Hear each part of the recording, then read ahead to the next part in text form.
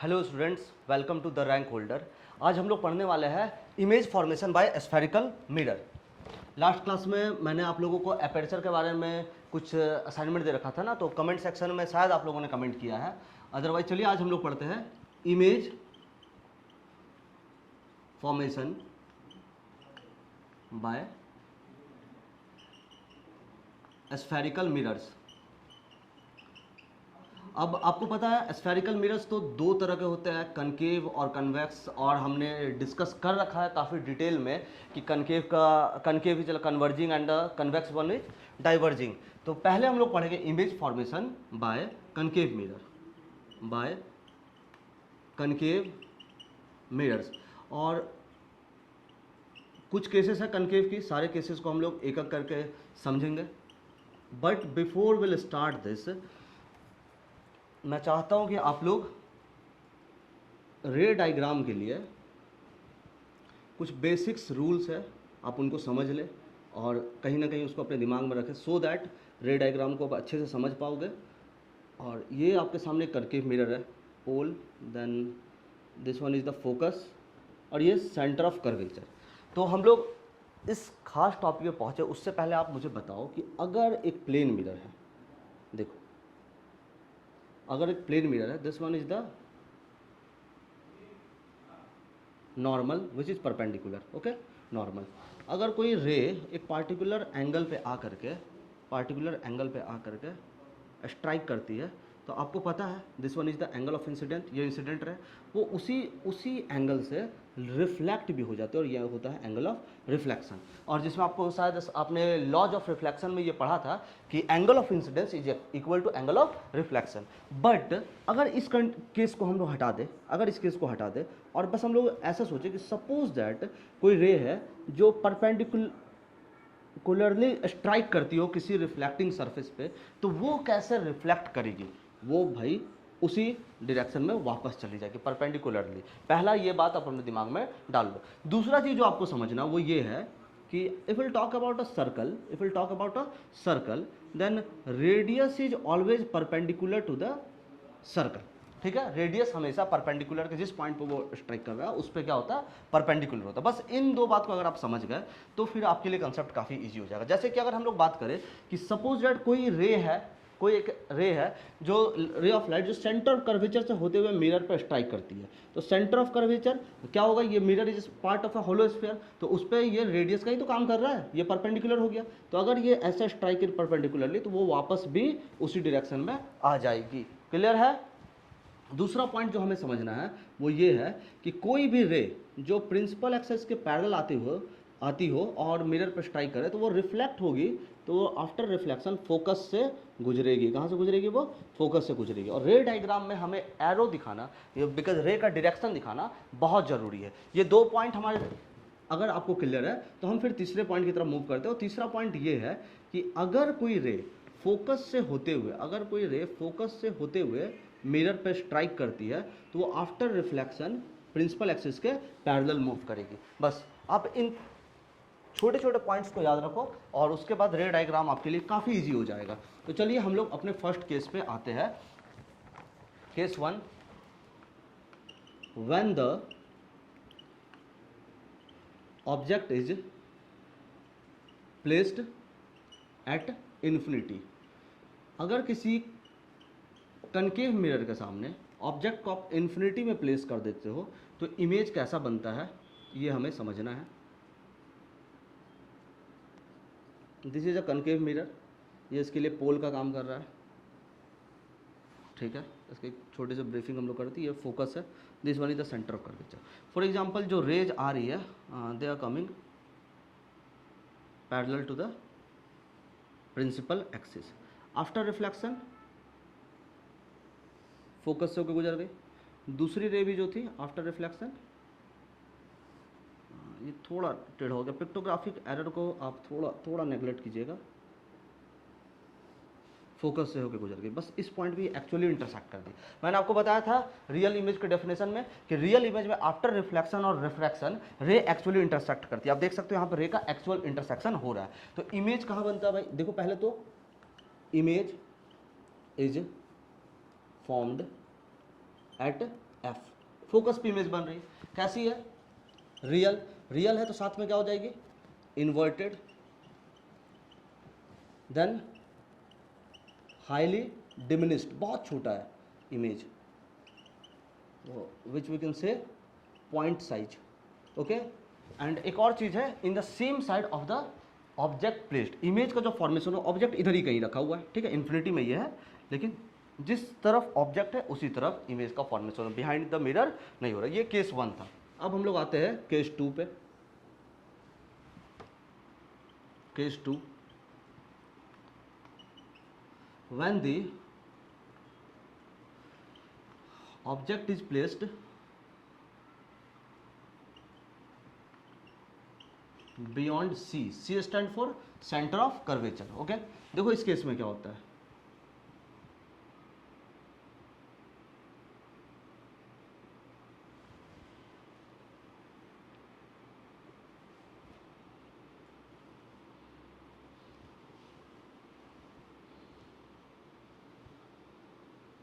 ये ए बी एक ऑब्जेक्ट है जो हमने रखा है। रे देखो प्रिंसिपल एक्सिस के पैरेलल, आफ्टर रिफ्लेक्शन फोकस से,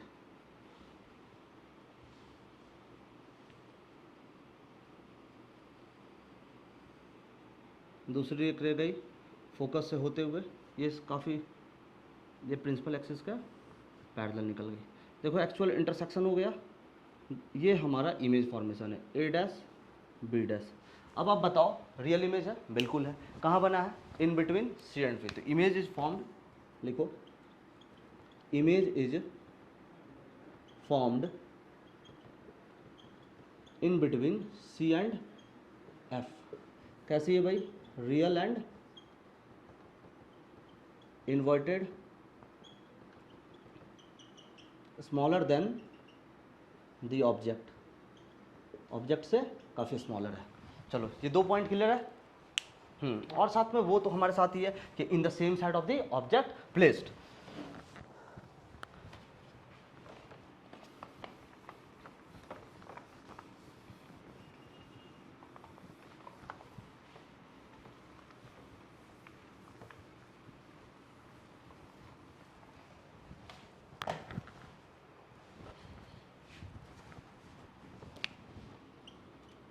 Case 3, when the object is placed at C। अब हम ऑब्जेक्ट को डायरेक्ट सी पे लाकर रख देते हैं, सेंटर ऑफ कर्वेचर पे।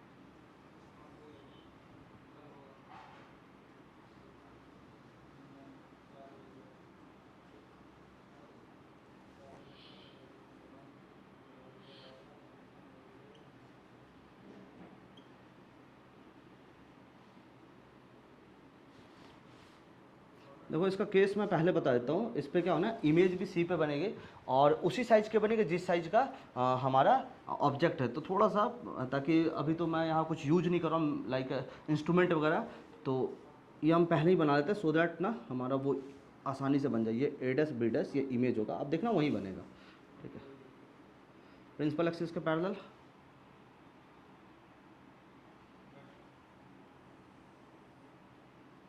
थोड़ा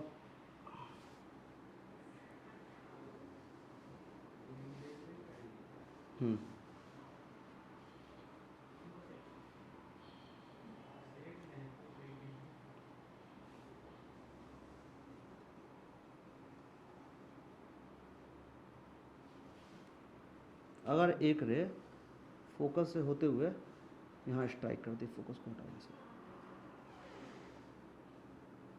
ऐसा स्ट्राइक कर दे, this one is the focus.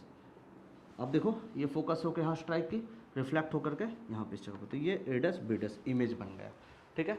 अब इस पे आप क्या देख सकते हो, यहाँ पे देखोगे image is formed at C, image C पे बन रही है, ठीक है। रियल एंड इन्वर्टेड, तो यहाँ से आपको ये भी पता चल रहा है कि रियल इमेज इन्वर्टेड होती है, आप इसको बाकायदा देख रहे हो। और same size, same in size, same in size as object, और same side of the object placed, ये तो एक है ही।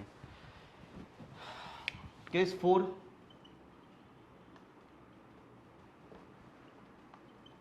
when the object is placed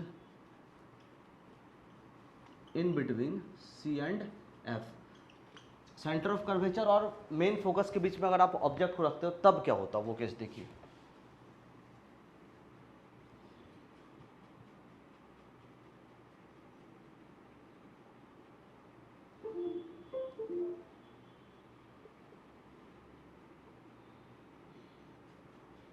ये हमारा कहीं ऑब्जेक्ट है ए बी, एक रे प्रिंसिपल एक्सिस के पैरेलल, आफ्टर रिफ्लेक्शन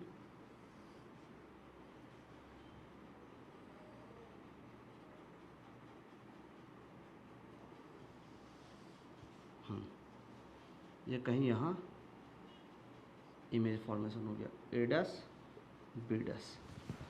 अब अगर आप इसको देखोगे, एरो दिखाना बहुत ज़रूरी है, ठीक है, अगर ये आप नहीं करते हो तो दिक्कत है। Image is formed beyond C, image कहाँ फॉर्म हो बच्चा, बियॉन्ड सी। कैसा है ये तो बताने की ज़रूरत है नहीं, real and inverted then larger than the object, और वो तो है ही same side of the image placed. तो इस तरह हमने 4 केसेस कंप्लीट कर लिया। अब हम आते हैं और 2 केसेस बचे हुए हैं, ठीक है, तो आप देख लो इसको।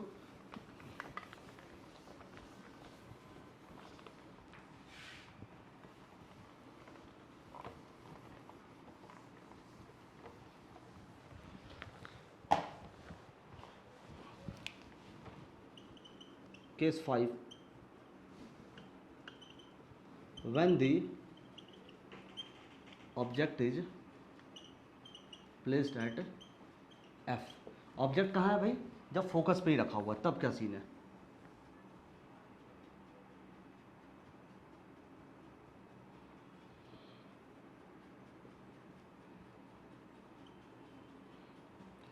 Suppose that this one is our object A B, एक रे देखो प्रिंसिपल एक्सिस के पैरेलल, आफ्टर रिफ्लेक्शन ये कहाँ से क्रॉस कर गई, ये फोकस से चली गई, ठीक है। दूसरा रे अगर हम यहाँ से एक पार्टिकुलर एंगल पे यहाँ इंसिडेंट करवाते हैं तो वो उसी एंगल पे वो यहाँ से रिफ्लेक्ट हो जाएगी, सेम एंगल पे।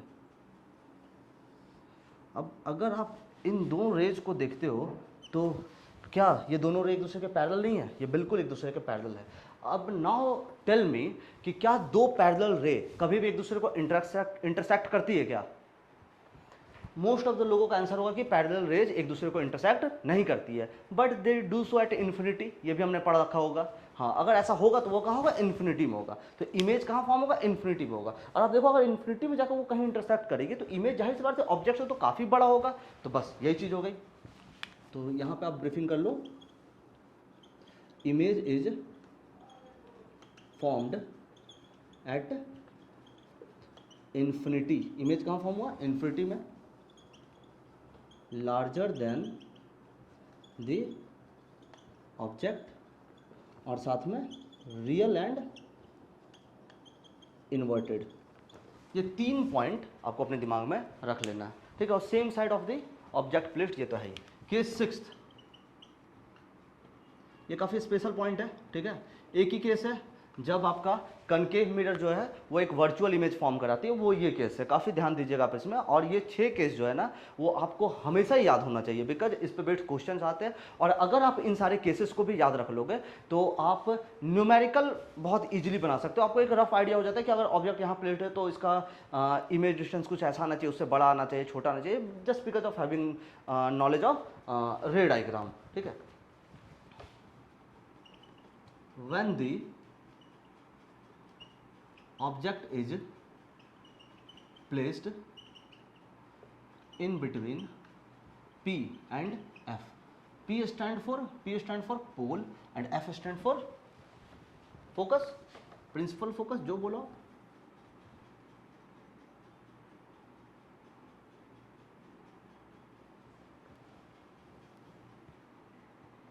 यहाँ पे हमारा पोल है यहाँ पे फोकस है, यहाँ पे centre of curvature, this is our object A B.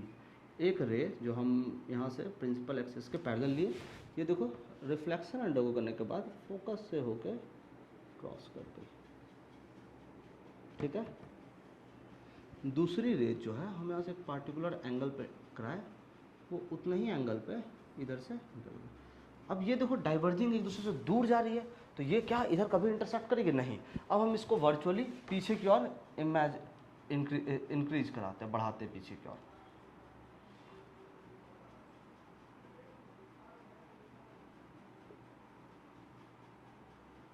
कहीं इस पॉइंट पे वो जा करके इंटरसेक्ट कर दे, तो ये हमारा हो गया इमेज फॉर्म्ड, जो कि कैसा इमेज है?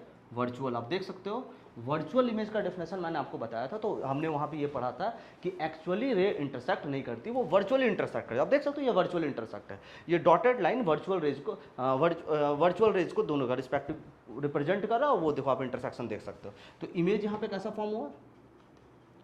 Image is formed behind the mirror, okay, larger than the object, virtual